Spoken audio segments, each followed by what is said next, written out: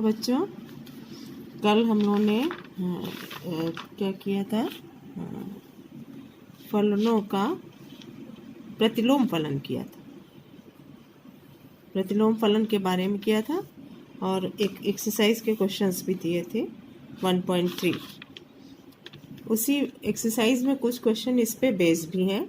वास्तविक फलनों का बीजगणित। इसमें इस बीजगणित में 4 चीज़ें आती हैं: फलनों का योग, फलनों का अंतर, फलनों का गुणनफल और भागफल। यदि 2 फलन हैं तो उनका योग f प्लस जी एक्स यानी किसी अवयव पे अप्लाई करें तो अलग अलग f का x का जो है f के अंडर में जो इमेज होगी और प्लस g के अंडर में जो इमेज होगी दोनों के योगफल के बराबर होगी। जैसे एक उदाहरण एग्जाम्पल लेते हैं कि f एक फलन है x से r में। x जो है वो समुच्चय है -1, 1, 2, 0, 3। x में ये 5 अवयव है और f की परिभाषा दी गई है कि fx is equal to x, यानी x का प्रतिबिंब f के अंतर्गत खुद स्वयं वो अवयव होगा, यानी x का संबंध x से ही होगा f में। और दूसरा फलन है g, वो भी x से r है। इसकी परिभाषा दी गई g x is equal to x square, यानी f1 1 स्क्वायर होगा, f2 2 स्क्वायर होगा, यानी g के अंडर में किसी अवयव का प्रतिबिंब उसका वर्ग हो जाता है।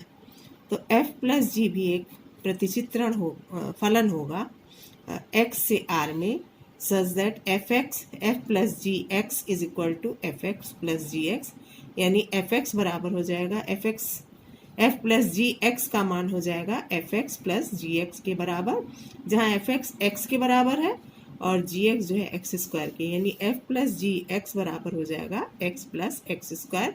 ये इसकी परिभाषा बन जाएगी।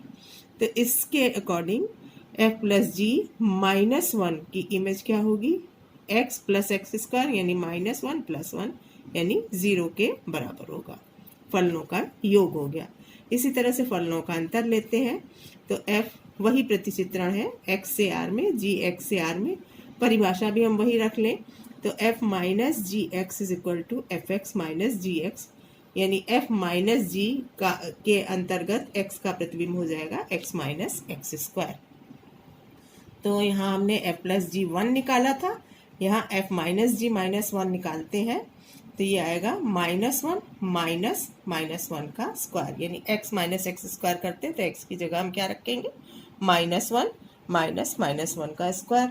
ये क्या आ जाएगा, -1, इसका +1 हो जाएगा, यहाँ माइनस लगा हुआ है यानी -2 हो जाएगा। अब गुणनफल पे आते हैं। सेम डेफिनेशन गुणनफल की है कि f into g x is equal to हो जाएगा f x into g x. F x है हमारा x और जी एक्स है एक्स स्क्वायर, तो ये x क्यूब हो जाएगा।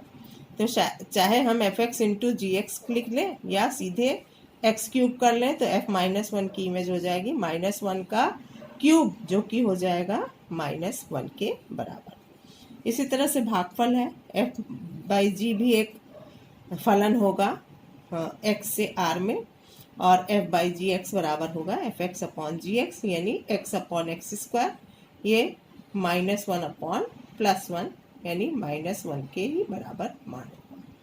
ये वास्तविक फलनों का बीजगणित। इसमें 4 संक्रियाएं आ रही हैं, ये जोड़, घटाना, गुणा और भाग। 2 प्रमेय है प्रतिलोम फलन पे।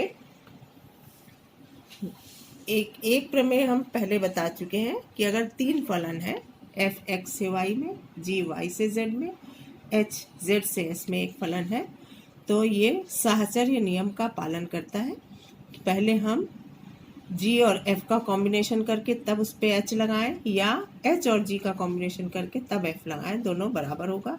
इस प्रमेय को सिद्ध कर सकते हैं हम लेफ्ट हैंड साइड लेकर के और राइट हैंड साइड दोनों लेके चलते हैं। एक अवयव का हम प्रतिबिंब देखते हैं क्या आएगा। तो अगर हम f लेते हैं तो पहले इस GOF पे x को अप्लाई करेंगे, x पर GOF को अप्लाई करेंगे तो GOF का मान हो जाएगा एफ एक्स इंटू जी, तो ये एच जी एफ एक्स के बराबर हो जाएगा। इसी तरह से इसको कर लेते हैं, अगर एच ओ जी ओ एफ, इस पे भी एक्स को अप्लाई करें तो पहले हमें एफ पे करना पड़ेगा, तो एच ओ जी किस पर अप्लाई होगा, एफ एक्स पर। हाँ, ये अब ये हो जाएगा। अब एच ओ जी को हम करेंगे तो इसमें जी पे एफ एक्स को अप्लाई करेंगे तो जी एफ एक्स हो जाएगा एच।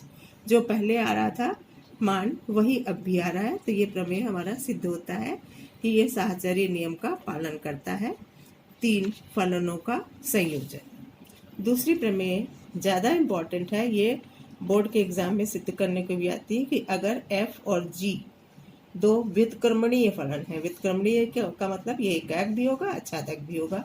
एफ एक्स से वाई में है, जी वाई से जेड में है, तो जी ओ एफ भी व्युत्क्रमणीय होगा और जी ओ एफ का व्युत्क्रम यानी पूरे इस संयोजन का व्युत्क्रम बराबर होगा। इसमें एफ पहले आ जाएगा, एफ इनवर्स ओ जी इनवर्स, ये हमें प्रूफ करना है। और इसको प्रूफ करने के लिए दो फलन एक दूसरे के व्युत्क्रम होते हैं यदि उनका संयोजन, ये एक दूसरे के व्युत्क्रम है तो इन दोनों का कॉम्बिनेशन, यहाँ वो हमने लगा दिया, किसके बराबर हो जाएगा, आई एक्स के। और इसी को उल्टा कंबाइन कर दें तो ये आई जेड के बराबर होगा। पहला वाला फलन यहाँ इसकी आइडेंटिटी मैपिंग होगा और दूसरा जो कॉम्बिनेशन होगा बाएं दाएं में अंतर हो जाएगा, दूसरा आई जेड मैपिंग होगा। तो पहले वाले को हम करते हैं, एफ इनवर्स ओ जी इनवर्स का कॉम्बिनेशन लगाएंगे जी ओ एफ पे। तो इसके लिए हम ऊपर की प्रमेय लगाएंगे जिसमें साहचर्य नियम लगाएंगे। तो ये दो मैप फलन थे, तो इसको जी को हमने इसके साथ ले लिया, एफ इनवर्स ओ जी इनवर्स के साथ ये जी ले लिया, तो एफ इनवर्स ओ जी इनवर्स जी ओ जी इनवर्स ओ जी और इस एफ को अलग कर दिया। अब जी इनवर्स ओ जी क्या हो जाएगा, ये जी और एफ तो व्युत्क्रमणीय फलन है, एक दूसरे के व्युत्क्रम होंगे, यानी जी का व्युत्क्रम जी इनवर्स और एफ का व्युत्क्रम एफ इनवर्स।